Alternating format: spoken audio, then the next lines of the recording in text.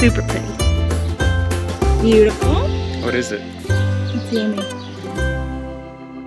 Good morning or afternoon. I'm not sure exactly when I'm going to be posting this, but it's morning here right now. And I'm doing another morning garden tour because it's been so stinking hot here during the day that it hasn't really been cooling down until after sunset. So I'm not trying to die of a heat stroke to show you the garden. But guys, it's doing things. So back here in the lane, our tromboncino squash is really starting to show itself. These flowers were probably open yesterday. Look how big these are. That's one of the things that really amazes me about the tromboncino squash is the little immature fruits, before they're even pollinated, get absolutely massive, totally usable, even without a pollination source.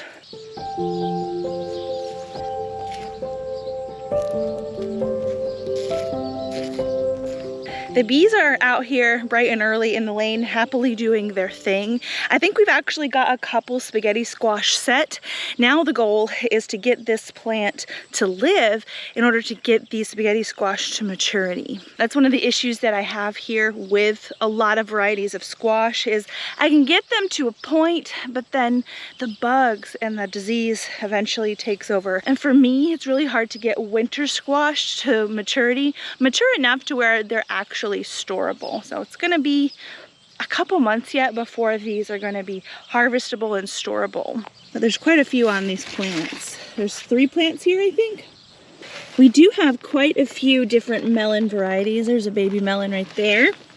I think the only variety with like a real melon on it at this point is this sugar baby watermelon. We are going to have to support the fruits that are growing along the trellis because the vines themselves aren't going to be strong enough to hold the weight of these fruits. These are sugar baby watermelons and it makes them sound small, but they can be quite big, like the size of a basketball, and so that's going to need some support. But I'll show you all that when it comes to it. We're not quite there yet. Over down on the end here, I have 6 different cucumber plants.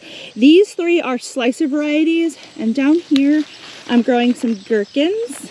This one here is probably actually a little bit big as far as the size that I really want to harvest them, but I left it on the plant because I wanted to show you guys. They have these little spines on them, but I wanted to grow these so that I could pickle some whole cucumbers and really get a nice crunchy bite out of it.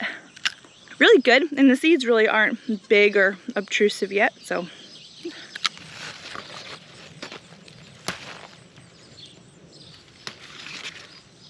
I guess maybe today is day 0 for cucumber harvests because I think this is about the size that I'm gonna be looking for my pickles.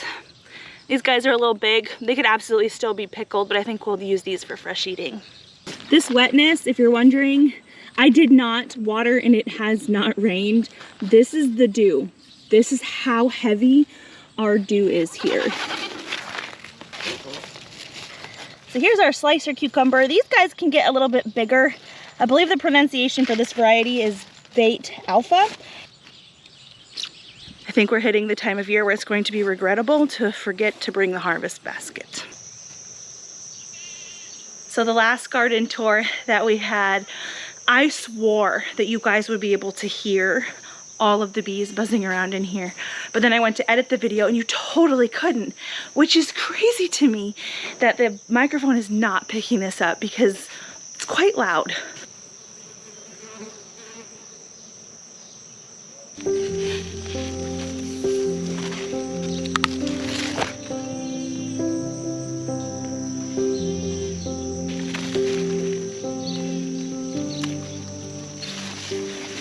One of the plants here on the end, I have been mislabeling for probably a month in our garden tours. I had called it a bush style sugaretti because I saw this little round fruit on it, and I haven't grown either of these 2 varieties before. This is actually a round zucchini, but good news, I did find my bush style sugaretti. It's actually on the other side.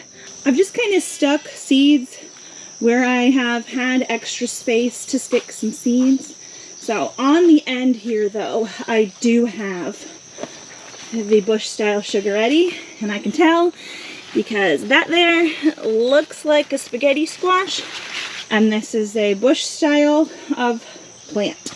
There it is. That is what I was looking for. So there's a couple squash there on that plant, but I am going to leave them because the goal is to get all of those like typical winter type squash up to a maturity where I can store them for at least a few months. When squash is picked young like this, the skins are very, very thin, and these will not last very long. I need to wait until my fingernail is not making an indent on squash like that, and ideally until the stem that attaches it to the plant is turning brown, and then I can harvest it as winter squash. Our cow peas, I didn't think they were supposed to get taller than about 4 to maybe 6 feet tall, but they've reached the top of the purlin, which I think is probably 7 feet tall. See there? And it wants to be taller. I just can't. So this is really crazy. That's not something that I expected, but I'm really glad that I took the trellis all the way to the top of the purlin because clearly these plants need it. These guys were also taking out to maturity, but I can see that the little peas are starting to form in the pods. I'll harvest these when the pods are completely dry, and then we'll do some pea shelling. These in this row here are all black-eyed peas, and then I do have some purple hull pink-eyed peas on this side. The sun is kind of in our eyes here, but these have also reached the purlin.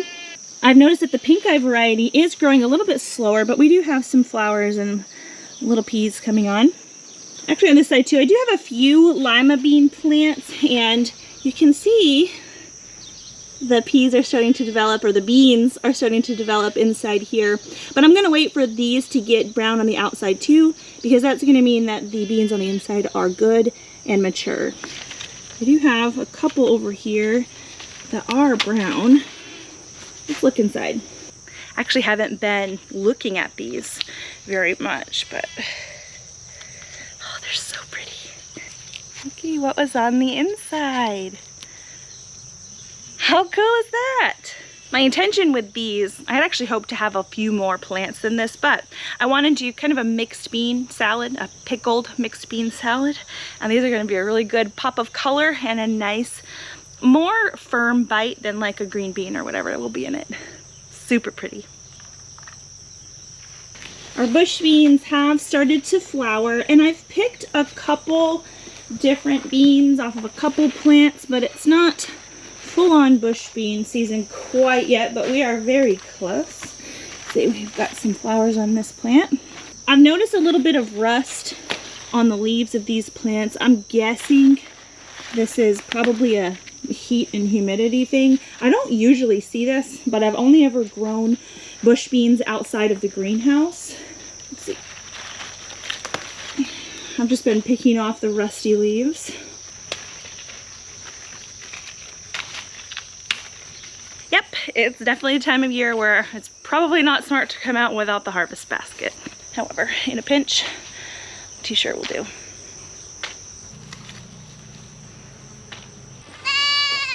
Good morning, girls. Good morning. Good morning, Tori. How are you? Good morning. You guys are going to be best friends eventually. Not yet, but I know it's gonna happen.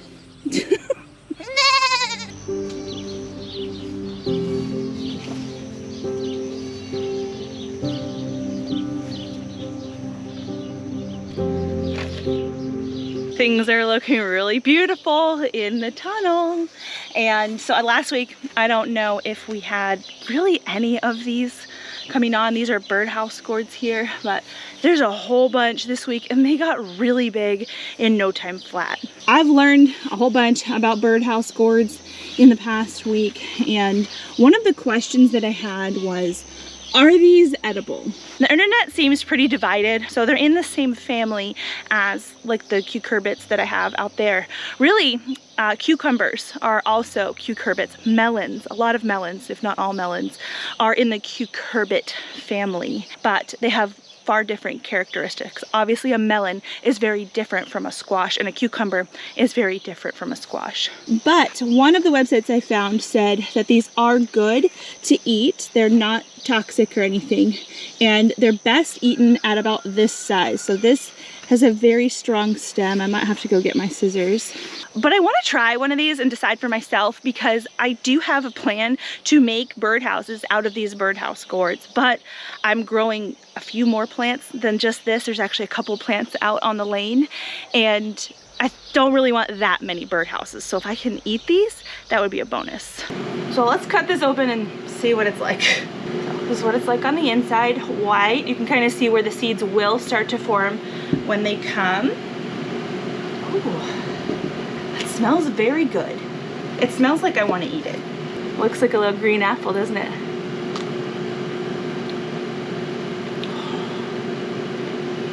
Wow, guys.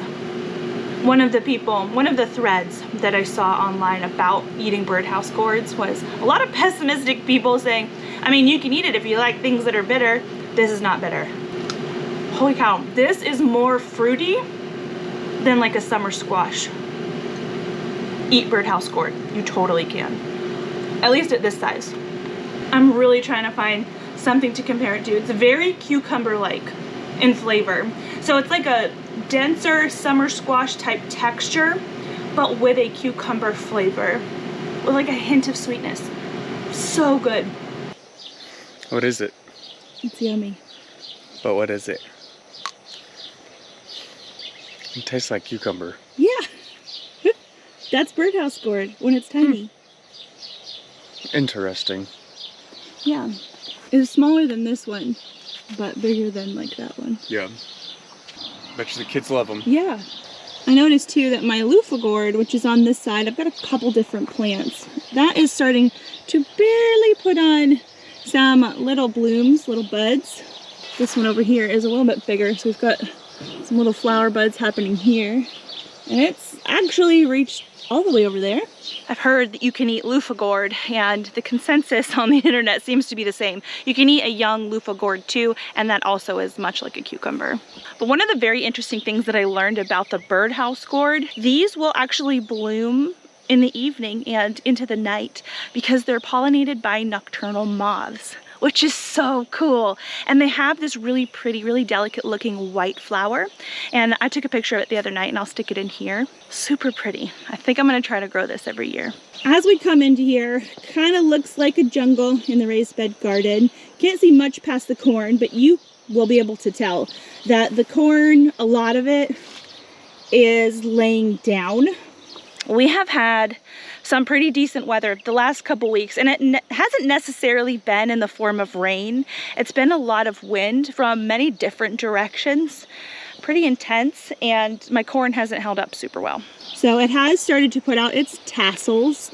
This is the pollination part of the plant, and the pollen that is on these tassels falls down onto the silks down here. So because of the situation with the corn falling down, I do not know how good our pollination rate is going to be. This is our sugar and gold? No, this is peaches and cream corn. Those are different varieties. I keep trying to stand them back up, and they keep falling over again, so it might not be an amazing corn harvest this year. We're just gonna have to wait and see. Got some ears on it though. Down in here amongst the corn, I had some potatoes that came up from last year. I think they were like purple molly variety. You can kind of see the potato leaf down here. And the potatoes are kind of starting to die back, so very likely the potatoes are ready under there. I think because of the state of the corn, I'm not gonna mess with their root system right now. I will wait a little while to harvest those potatoes. That will be just fine. But down here are the little berries that come off of potato plants. I actually have no experience with these whatsoever. This is the first year that I've ever seen my potatoes flower. And when the flowers were pollinated, they put on these little berries. And somebody told me that you can actually plant these seeds that are inside and get potatoes, which makes sense. But I've only ever heard of potatoes being planted with other potatoes, so I guess it just never occurred to me that there was a seed option as well. And because I have no experience with this, I don't know if these seeds in here are actually ripe. I assume so because the plant is starting to die back, but I'm gonna leave it on there a little longer. If you know anything about that and could tell me in the comments, that would be wonderful. Over here in the blackberries, I did a little bit of trimming because they were really starting to try to take over this side of the bed, which I really don't want. I've been coming out here and getting a handful of berries just about every day, which has been really awesome. I actually don't know what variety these blackberries are. I originally got the plants from Stark Brothers and they were tiny. I paid like $30 for 6 tiny plants, and at the time I was kind of like, really? $30 for these little things? But they grow very fast and are very vigorous. These are a thornless variety, and the berries that we've had have been very juicy and super sweet.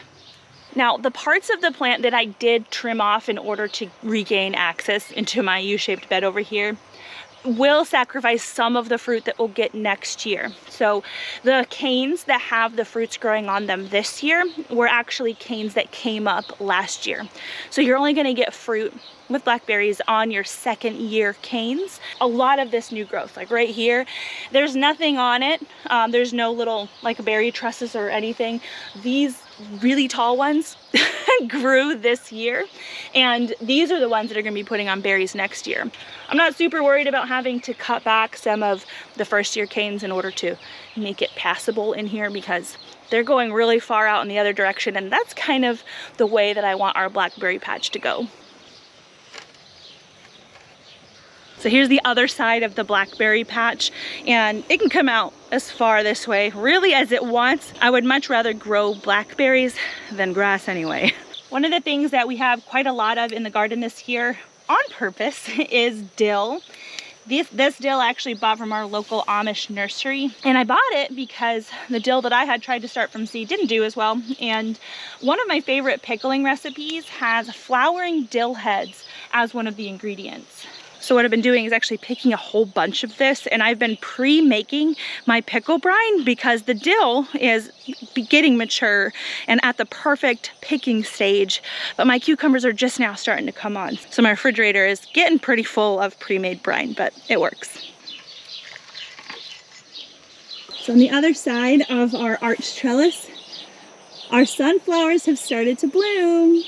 These sunflowers are incredibly tall. Now I have them in a 2-foot bed here, but they're so tall. I'm so glad that the winds that we've had haven't affected them, but their root systems are a lot deeper. Corn has a very shallow root system. So these guys are holding up very well, which I'm thrilled about. There's actually gonna be tons and tons of blooms on these, look. There's little buds in each leaf node all the way down.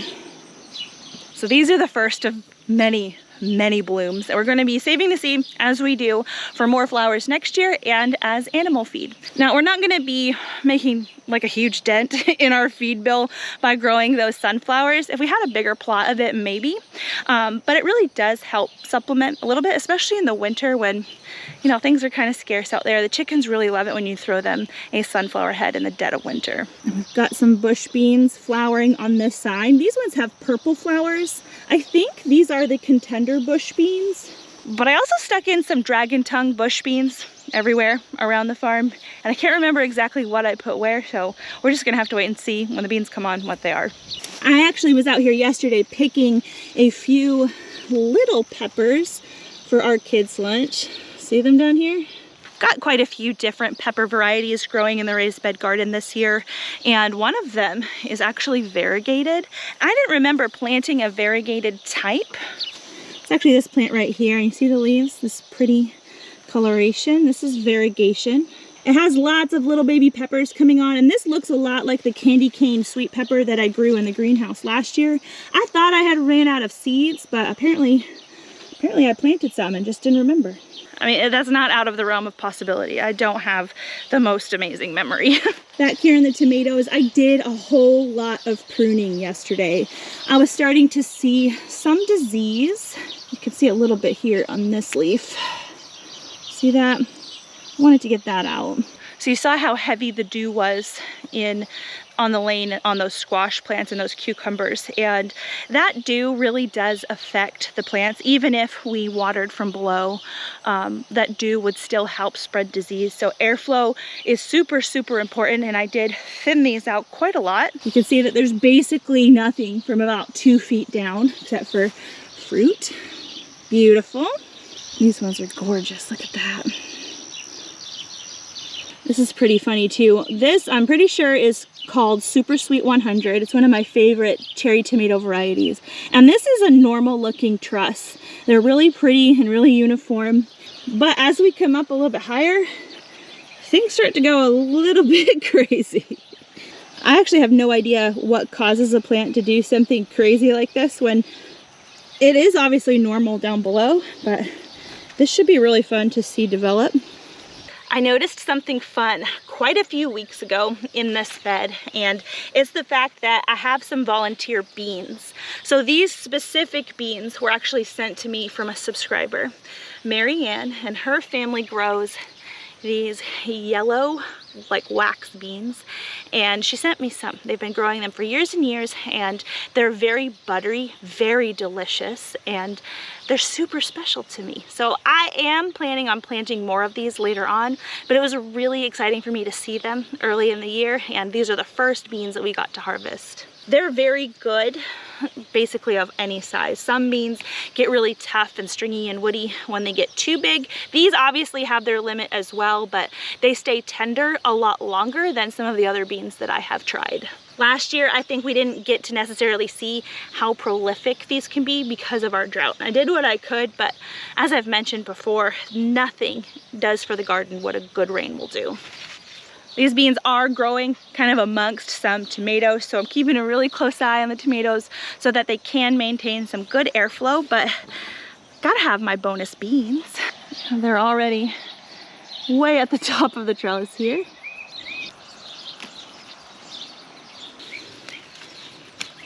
That's a bigger one. Still gonna be pretty good, maybe a little bit stringy. One of the things I really like about these is the fact that they are light colored. It's easier to see them amongst all of the green. There was a funny thing that I remembered when I was back here in the strawberries, that I had some volunteer garlic come up, and I need to get this out. We've already done our garlic harvest for the year, but I have grown garlic in this back bed in years past, and inevitably you tend to miss some, and it came back, and oh my goodness, we've got more garlic. This actually looks like a purple hardneck variety that I grew one year. I totally forgot about that. Maybe not. I thought I saw some purpling, but it might have just been dirt. There you go. I think that's it. Bonus garlic. I did come back here and free up some of the bottom leaves here in the kids' garden. Now they haven't done a whole bunch of weeding, so things are still kind of trying to take over, but the tomatoes are looking real good. All of the tomatoes over here are kind of a guess as to what they are because they were all volunteers, and I think this one is called a blue creamberry. It's a variety that I grew last year. Oh, it's so good. These ones are a little bit harder to tell when they're ready because they do have this like greenish tinge to the bottom of them. It's definitely more cream colored when they're ready, but you can tell by the firmness too. If it feels like a ripe tomato and it comes off pretty easily, it's probably a ripe tomato. So a few of you requested to see the cucumber tent in the kids' garden. They have actually been harvesting from this quite a lot, so I don't know if we're gonna be able to see much in the way of fruit, but there are certainly tons of blooms and bees, that's for sure.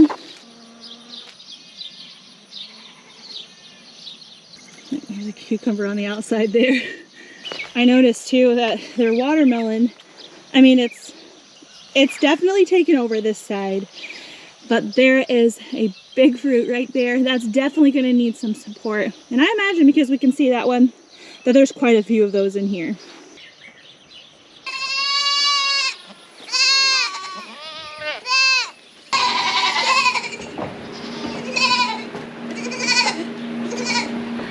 Well, my goaty girls are getting real eager to be milked. It is definitely that time. So thank you for joining me in the garden today. A lot is happening and the big harvests are definitely coming.